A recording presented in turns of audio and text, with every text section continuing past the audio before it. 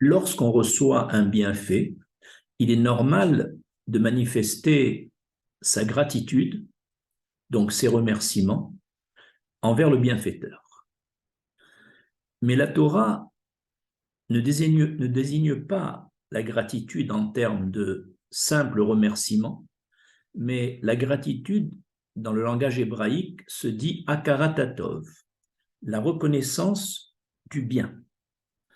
Nous allons montrer que la akaratatov, vue par la Torah, n'est pas un simple remerciement où, une fois qu'on a dit merci à quelqu'un, on est dégagé du bienfait qu'on a reçu. Ça va beaucoup plus loin. Nous allons montrer par 6 exemples l'exigence de la Torah sur la Hakarat jusqu'où doit-on la manifester. Premier exemple, tiré de notre paracha Vaera. Si on regarde bien dans les 10 Makot, les 3 premières plaies n'ont pas été réalisées par Moshe Rabbeinu lui-même, mais par son frère Aaron. Donc ça, je demande pourquoi. Alors, pour la première plaie, c'est la plaie où le Nil s'est transformé en sang, où l'eau s'est transformée en sang. Nos sages disent, étant donné que Moshe Rabbeinu, à sa naissance, a été déposé sur le fleuve le Nil, et que ce fleuve a été un support de sauvetage par Bithia, c'est que l'eau du Nil a participé passivement au sauvetage de Moshe. Donc Moshe doit avoir une gratitude envers l'eau de ce fleuve. Et c'est pour ça qu'au moment de la première plaie où il fallait transformer l'eau du fleuve en sang, Moshe, par gratitude, ne pouvait pas intervenir lui-même. Et c'est Aaron qui l'a fait. De même pour la deuxième plaie des grenouilles. Les grenouilles sortant de l'eau, pour la même raison, Moshe ne pouvait pas réaliser la plaie de l'invasion des grenouilles à partir de l'eau, puisqu'il a un devoir de gratitude envers l'eau. Enfin, pour la troisième plaie des vermines, la vermine sortant de la poussière de la terre, étant donné qu'à un moment, quand Moshe est sorti du palais royal et qu'il a vu un Égyptien maltraiter ses frères, il l'a foudroyé du regard et l'a tué et l'a enseveli sous le sable. Le fait que cette terre a pu cacher le corps de l'Égyptien, eh bien, Moshe Rabbeinu doit avoir de la gratitude pour la terre. Et donc, il ne pouvait pas participer à la plaie des vermines, la troisième plaie, et c'est Aaron qui l'a réalisée. On déduit de ce premier exemple qu'il y a une exigence de Hakarat non seulement envers un bienfaiteur humain, ce qui est normal, c'est même un devoir, mais en plus, même un devoir de gratitude, même pour la matière inanimée, comme l'eau et la terre, matière minérale inanimée, parce qu'elles ont participé au sauvetage de Moshe Rabbeinu, même passivement dans ce cas.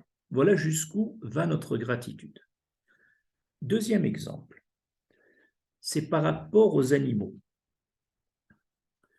Nous devons avoir de la gratitude, même envers les animaux, dont on tire profit, soit de leur viande, soit de leur laine, soit de leur lait, etc. Cette gratitude, du fait qu'on profite en tant qu'être humain de ces animaux, on doit donc avoir une gratitude sous forme de se soucier de leur bien-être.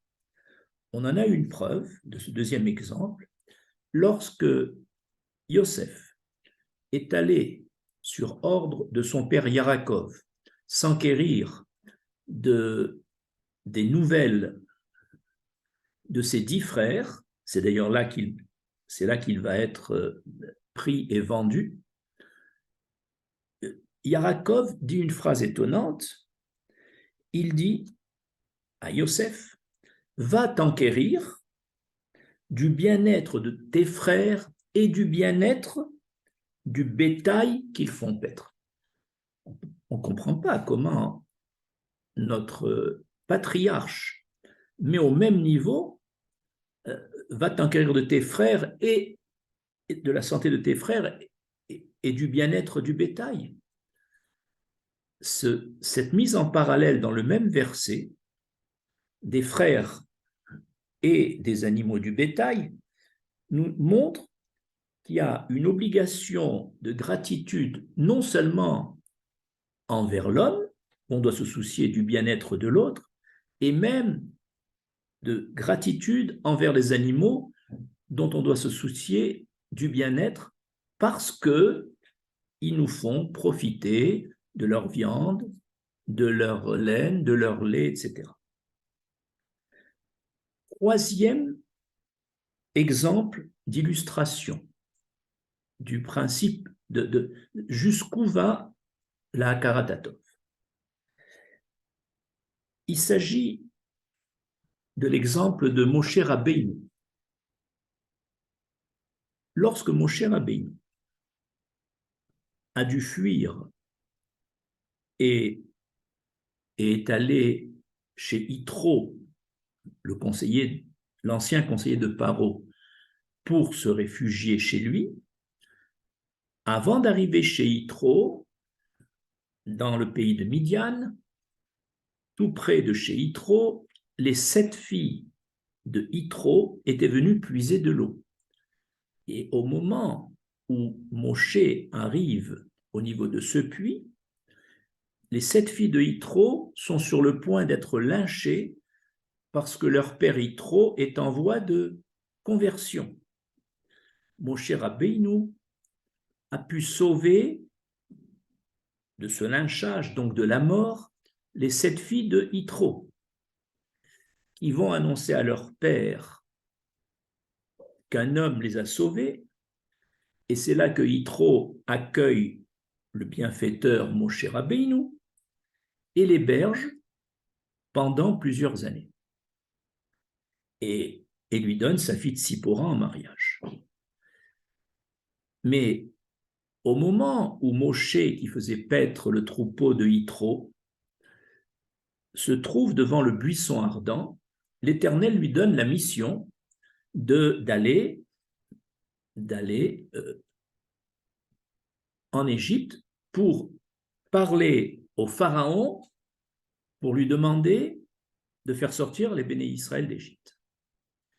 Mission urgente. Pourtant, quelle est l'attitude de Moshe Rabbeinu à ce moment-là? Il dit, cet homme Yitro qui m'a ouvert ses portes, je lui dois une reconnaissance infinie. Je ne peux pas partir, malgré l'urgence de ma mission, je ne peux pas partir directement en Égypte. Donc il va en sens contraire et il va chez Yitro pour lui demander, par gratitude de l'avoir hébergé, l'autorisation de le quitter parce que l'Éternel lui a donné une mission urgente. On voit jusqu'où va la gratitude de Moshe envers son bienfaiteur, jusqu'à retarder la mission qui consiste à libérer le peuple d'Israël d'Égypte, où il est asservi depuis 2 siècles, et il retarde cette mission par gratitude envers celui qui l'a hébergé. Jusque-là, on voit jusqu'où doit aller la Hakarat. Mais ça va encore plus loin. Du fait que Moshe Rabbeinu a sauvé ces 7 filles, les 7 filles de Yitro de la mort, il aurait pu se dire, l'hébergement que j'ai reçu pendant quelques années de Yitro, eh bien, compense largement le bienfait que je lui ai fourni en sauvant ces 7 filles du lynchage. Pour Moshe Rabbeinu, ce sauvetage, il le considère comme une chose normale, il n'attend rien en retour, et malgré le grand bienfait qu'il a fait à Yitro en sauvant ses 7 filles, il n'en tient pas compte et il demeure avec ce sentiment de gratitude pour l'avoir hébergé. Akaratatov, il reconnaît le bien que Yitro lui a fait et il ne met pas sur la balance le bien encore supérieur que lui a fait à Yitro. Souvent, on a l'impression qu'on se dit, j'ai tellement donné à cette personne que ce que j'ai reçu est peu de choses, ou alors une compensation. Il ne faut pas, même si on reçoit quelque chose, après avoir soi-même donné quelque chose, ce qu'on a donné, non, il ne faut pas en tenir compte, et garder la gratitude de ce qu'on a reçu. Voilà jusqu'où va, dans ce troisième exemple, la gratitude. Quatrième exemple. Jusqu'où va la gratitude? Jusqu'à même en avoir envers quelqu'un qui vous a fait du bien sans faire le moindre effort. Je vais vous en donner un exemple. Vous savez que Yosef, lorsqu'il avait 17 ans, a fait des rêves prophétiques. Dans ces rêves prophétiques, qui n'ont pas plu d'ailleurs à ses 10 frères, il était écrit que les gerbes se prosterneraient devant celle de Yosef. Les 10 gerbes se prosternaient devant celle de Yosef. Mais en mettant les 10 gerbes qui représentaient les 10 frères, Réhouven, de ce rêve, a eu une très grande satisfaction. Pourquoi? Parce que Réhouven, ayant manqué de respect à son père Yarakov pour avoir déplacé sa couche irrespectueusement, parce qu'il ne voulait pas que Yarakov, après le décès de Rachel, continue à cohabiter avec la servante de Rachel. Et Réhouven, ayant pris conscience de la gravité de son attitude avec son père, a cru avoir perdu son mérite d'avoir le Olam Haba, le monde futur. Mais quand Yosef a raconté ses rêves, il a compris qu'il était inclus avec les autres frères. Donc il a compris que dans le ciel, on ne lui a pas tenu rigueur ou on lui a pardonné et que donc il est réhabilité. Mais Yosef, en racontant ses rêves, n'avait aucune autre intention que de raconter ses rêves. C'est-à-dire que Réhouven a reçu un bienfait énorme. La bonne nouvelle, il est réhabilité dans le ciel. Pourtant, Yosef n'a fait aucun effort pour ce bienfait. Il n'a fait que raconter son rêve. Et Réhouven, de cette bonne nouvelle, doit avoir maintenant une gratitude énorme envers son frère Yosef. C'est pourquoi, juste après avoir participé lui-même, Réhouven, avec les 9 autres frères, à la condamnation à mort de Yosef, et après l'avoir vendu, Réhouven regrette. Et il est écrit dans le texte, Vaishma Réhouven, Veyatzileu min Yadam. Dans la paracha Vayeshev, il est écrit donc que Réhouven a entendu et il a voulu sauver Yosef de la main de ses frères. Pourquoi? Il a entendu les rêves. Donc il a une gratitude à avoir envers Yosef qui pourtant n'a absolument rien fait. Il n'a fait que raconter ses rêves.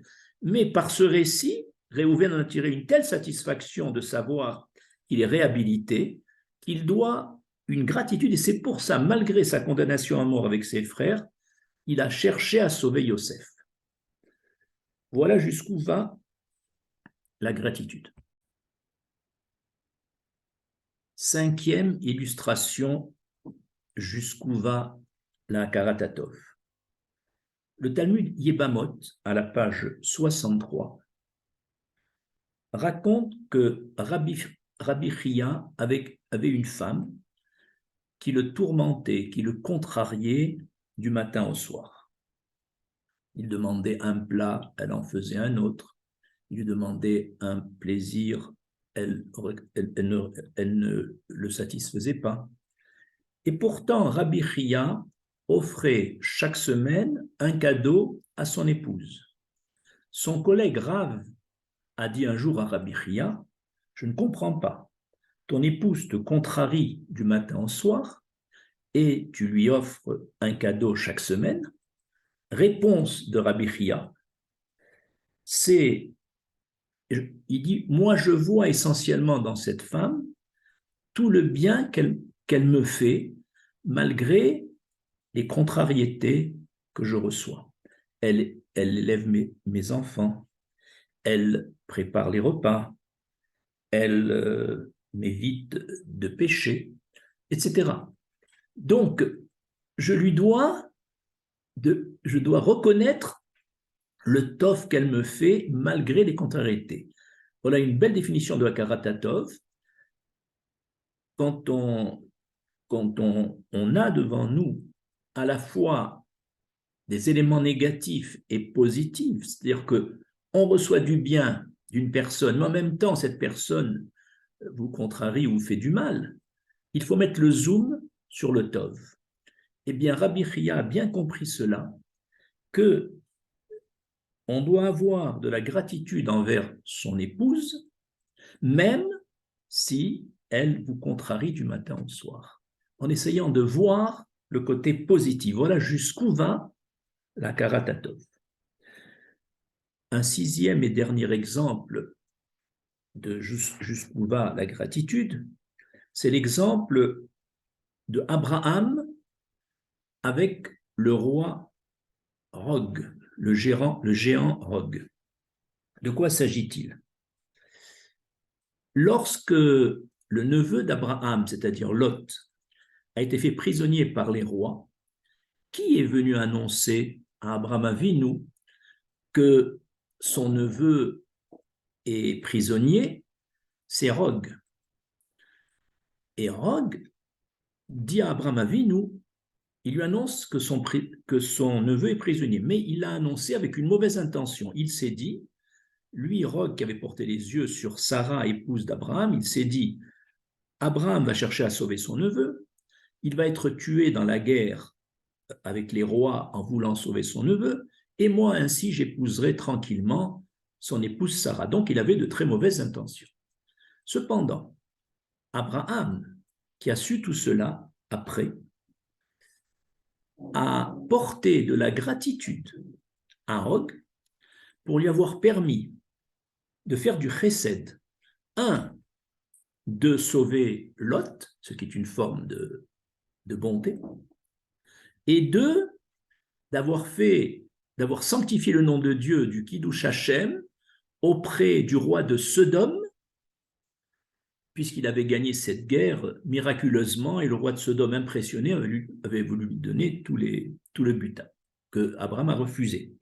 Ainsi, malgré les mauvaises intentions de Rog, Abraham y a vu essentiellement le côté positif, c'est-à-dire qu'il lui doit de la reconnaissance pour lui avoir permis de sauver Lot et d'avoir fait du Kiddush Hashem avec le roi de Sodome.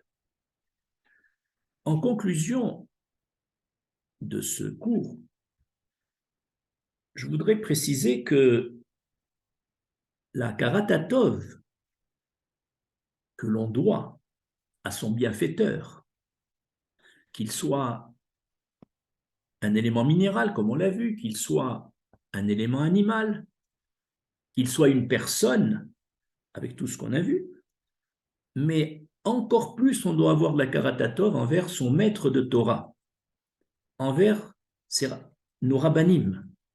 En effet, le jour où Rabbi Eliezer était malade a reçu la visite de ces talmidim, de ses élèves. Le premier, Rabbi Tarfon, a dit « Maître, qui est plus précieux pour nous que l'eau de pluie ». Le second, Rabbi Oshura, a dit « Maître, qui est plus précieux pour nous que le soleil ». Le troisième, Rabbi Elazar, a dit « Qui est plus précieux que nous que les parents ». Que voulait dire, quelle était l'allusion de ces trois élèves? Quand Rabbi Tarfon a dit « Qui est plus précieux que la pluie », parce que la pluie fait féconder les graines qui sont sous la terre, ou les noyaux d'arbres. De même, toi, Rabbi Eliezer, on a besoin de toi parce que dans nos cœurs, à nous, nous avons des graines qui n'attendent que de se développer, et toi, tu joues le rôle de la pluie par tes paroles de Torah et par tes enseignements, tu fais féconder les graines spirituelles qui sont enfouies en nous. Donc, on a besoin de toi. Le second, c'était Rabbi Yoshua. Il dit qu'il est plus précieux que le soleil, parce que le soleil apporte sur la terre son rayonnement, permet la croissance des plantes, leur apporte lumière et chaleur. Toi aussi, Rabbi, tu nous apportes de la lumière, de la chaleur, et tu éclaires notre chemin de vie en évitant les obstacles par tes enseignements. Et le troisième, c'était Rabbi Elazar, qui est plus précieux que les parents, de même que c'est auprès d'un père et d'une mère qui donnent la vie physique qu'un enfant se sent protégé. Eh bien, le lieu idéal de développement, c'est auprès de son rave, auprès de son maître, et donc on bénéficie en plus de ton cocon, comme chez nos parents, et encore plus parce qu'aux parents, on doit la vie physique, au maître, on doit la vie spirituelle, qui est un niveau encore plus haut. Tout ça pour dire que on doit avoir une très grande gratitude pour ses maîtres. Et enfin, la plus grande gratitude qu'on doit avoir, à part tout ce qu'on a dit, à part un bienfaiteur, à part nos maîtres, c'est surtout pour Akadosh Baruch Hu, pour l'Éternel. Il nous donne la vie, la santé, la famille, les finances, des beaux paysages autour de nous. Il nous donne tellement qu'on doit avoir une akaratatov envers l'Éternel. Et en fait, toute la gratitude que l'on doit depuis envers le minéral, envers l'animal, envers l'homme, envers le maître, tout ça, c'est pour nous apprendre qu'on doit avoir surtout de la gratitude envers l'Éternel.